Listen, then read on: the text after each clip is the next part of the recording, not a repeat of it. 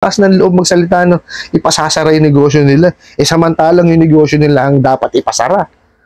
Actually, yung iba dyan, wala nang lisensya. Pero nag-ooperate pa rin. Di ba? Matigas na ulo, illegal pa ginagawa. Anak ka ng kamote. May nagtanong sa akin, Boss Rai, ask ko lang po. Kasi may business page po ako. Nag-message po sila ngayon na ipasasara yung business ko.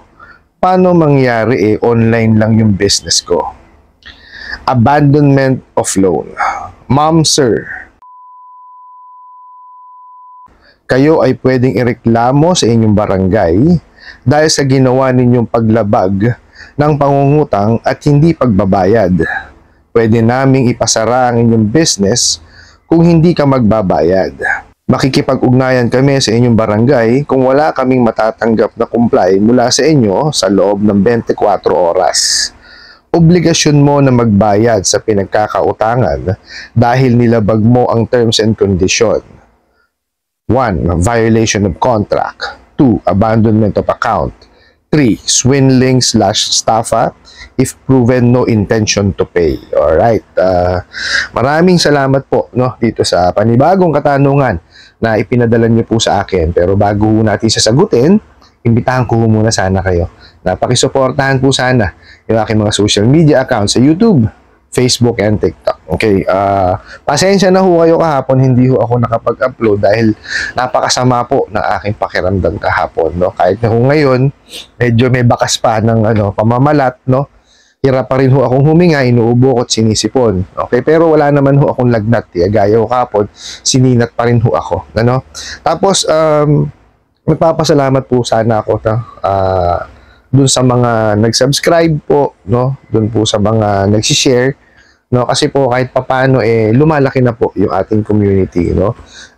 Hihingin ko lang po sana yung inyong yung inyong suporta, no? Para po kahit papaano maibahagi pa ho, no, sa iba pa ho nating mga kababayan. Kasi ho, may mga hindi pa ho nakaka-reach.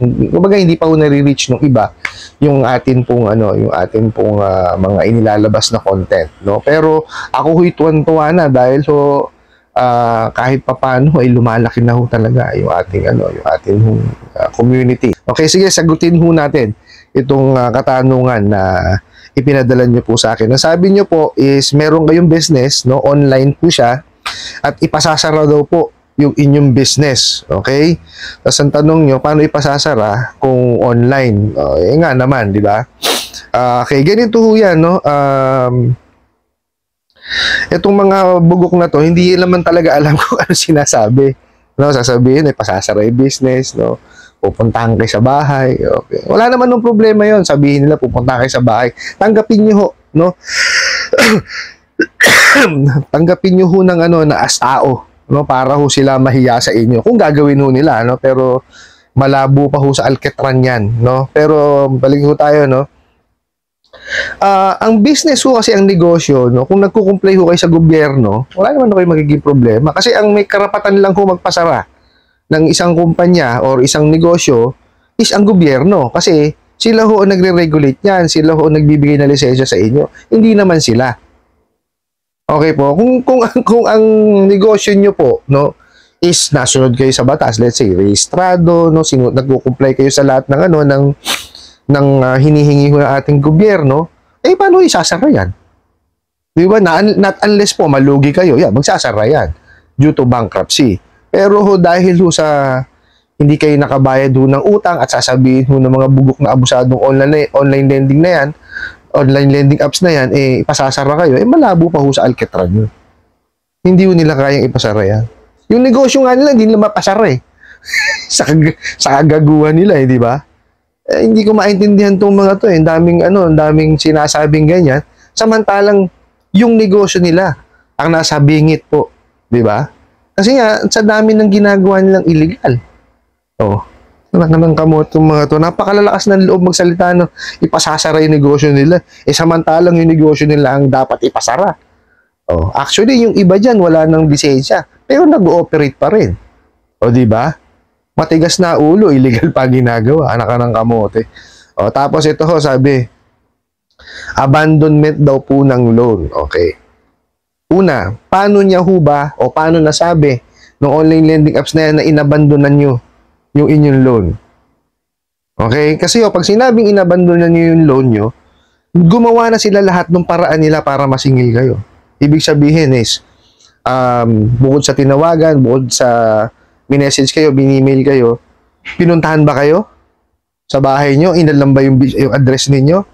Nakausap nyo ba silang personal? Hindi na ba makita yung bahay ninyo?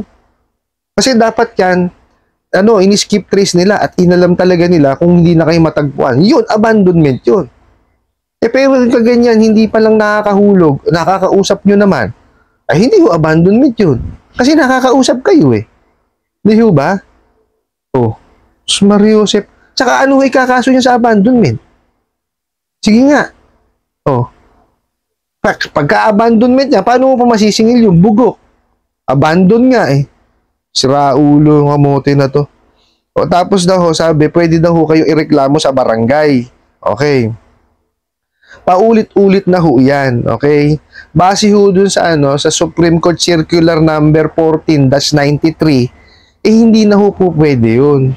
Okay, basta ho yan is organisasyon, hindi na ho sila pinapansin o hindi na ho sila tatangkiligin, sa barangay.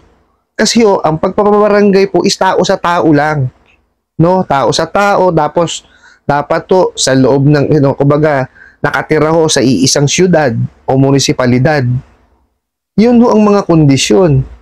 Pero pagka yan organisasyon, hindi na ho yan tatangkilikin nila. Hindi na ho sila, kumbaga, papansinin sa barangay. Pwede na silang dumiretso sa, sa municipal trial court po para sila ay makapag-file ng small claims. Doon sila sa small claims court ngayon dumiretso.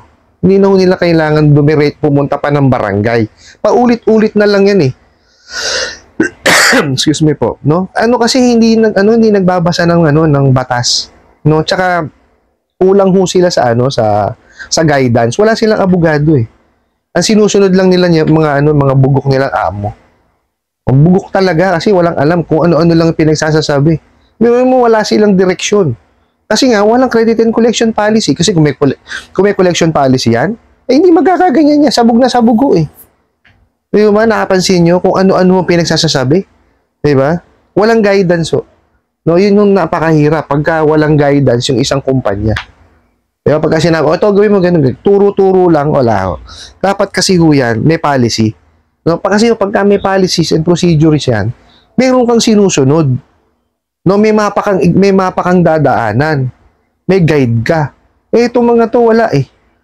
Basta binigyan ng script yan, tumawag ka, maupo ka dyan, ito telepono, tumawag ka, wala na, tapos na, ganun na lang. Diba?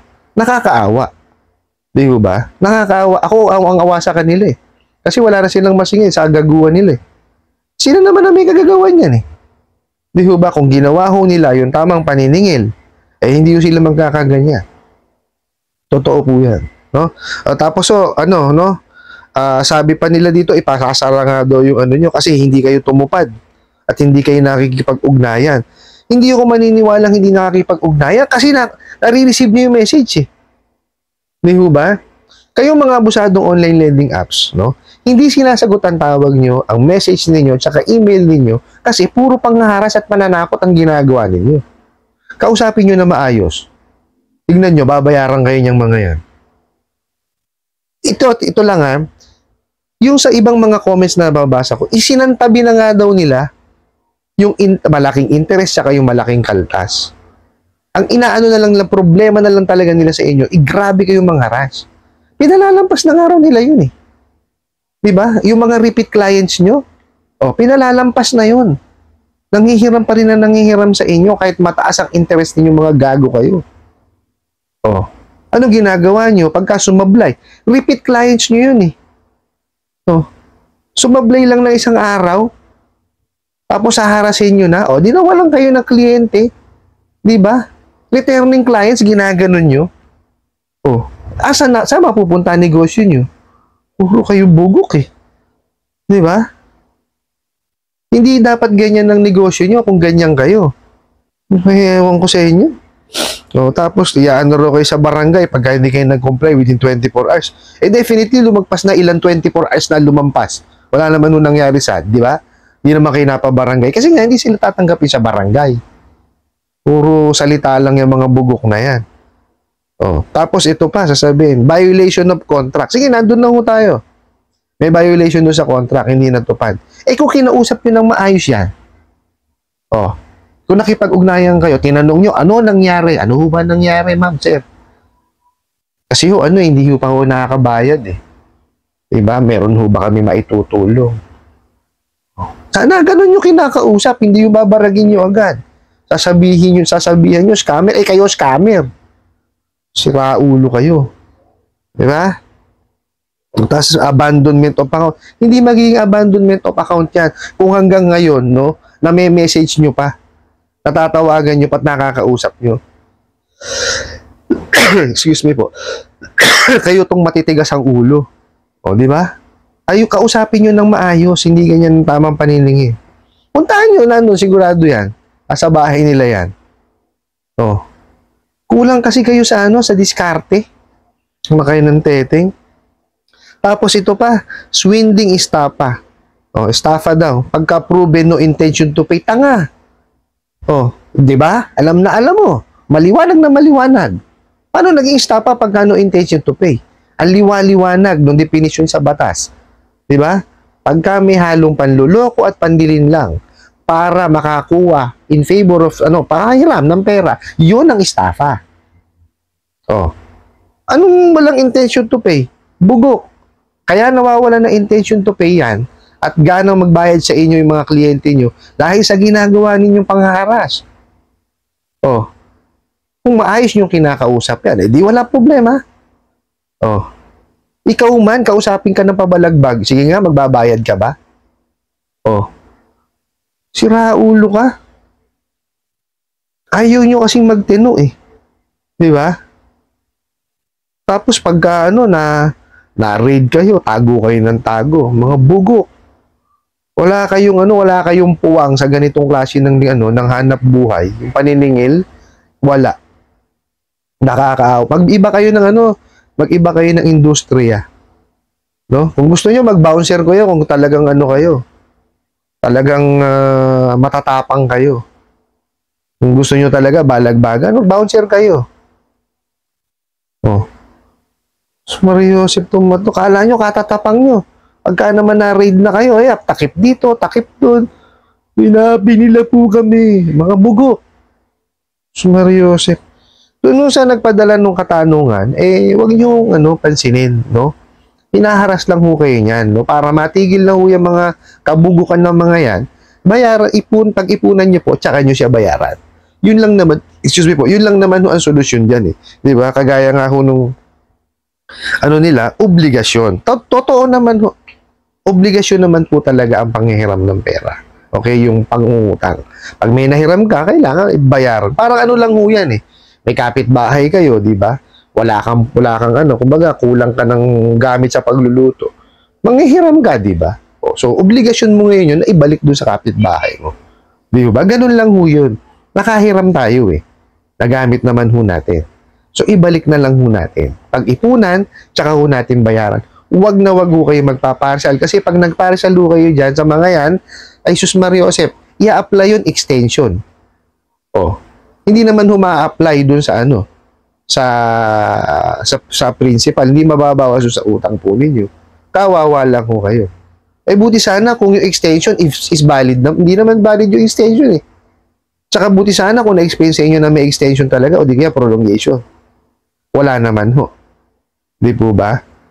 Kagaya anong sinasabi ko sa inyo, ang extension ho kasi tsaka prolongation is parang yan yung sa sa pawn shop. Pagka hindi nyo kaya pang tubusin, i-extend nyo lang po yung yung alahas ninyo para hindi marimata. Ganun lang ho ang purpose nun.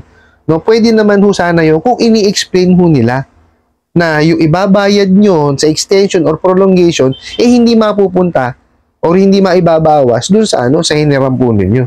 Wala naman ng problema ron eh. Di ba? O sige, nandun na tayo nakalagay sa terms and condition nila. Pero na-explain ho ba? No, kaya marami hong nababaon ng utang dito sa mga abusadong online lending apps na to kasi hindi nila sinusunod yung napaka-importanting batas, yung the Truth in Lending Act. Importante ho yun na maintindihan po ng isang individual yung kanyang obligasyon do sa kanyang hinihiram. Importante ho yan. Kaya nga ho, batas yan eh. Tapos sinusuwain itong mga bugok na to. Diba? Basta ho, ang payo ko lang ho sa inyo, yung intindihin niya kasi tinatakot lang ho. Hindi nila kayang pasara yung negosyo ninyo. Not unless ho, hindi kayo sumusunod sa batas natin. Kumbaga, hindi kayo nagbabayad ng permit. Diba? Or may nilalabag kayo sa mga kondisyon sa gobyerno. Yun ho, mapapasara kayo. O di kaya nalugi yung kumpanya ninyo o yung negosyo po ninyo. Di po ba? Ayan. O, pwede rin yun. Di ba? Magsasara yan. Kaya lang, bankruptcy po. No?